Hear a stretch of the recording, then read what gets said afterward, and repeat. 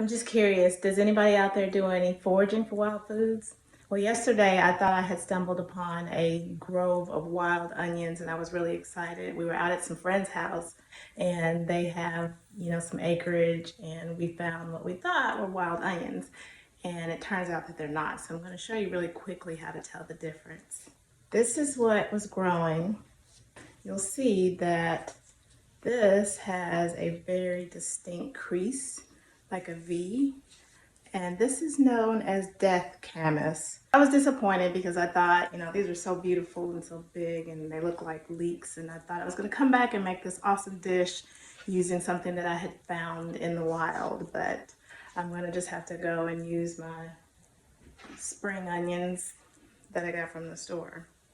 That's okay. So I'm just curious, does anybody out there do any wild foraging? Just drop some comments below and let me know.